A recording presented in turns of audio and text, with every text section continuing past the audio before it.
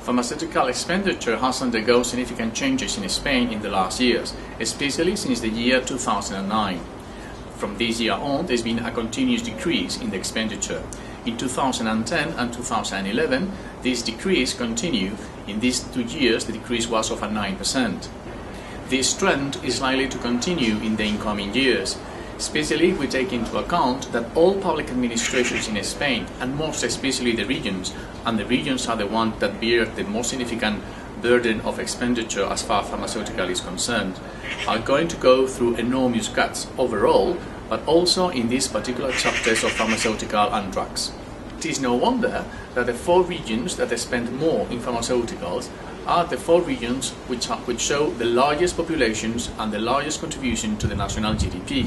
These are Madrid, Catalonia, Valencia and Andalusia.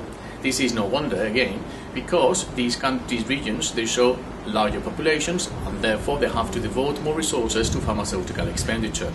By the same token, communities which are less populated show the lowest percentage of expenditure in pharmaceuticals.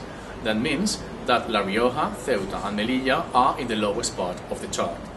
Within the OECD countries, the countries with a higher pharmaceutical expenditure are Hungary and the United States. Both countries spend above 2% of their GDP into such a chapter. On the opposite side of the list, we find countries such as New Zealand, Norway and Denmark.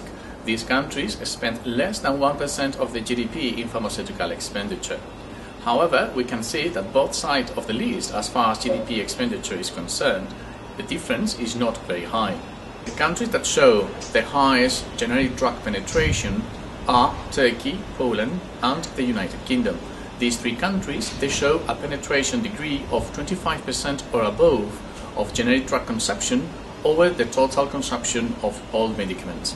The autonomous communities that show a higher per capita prescription cost are Galicia, Valencia and Extremadura.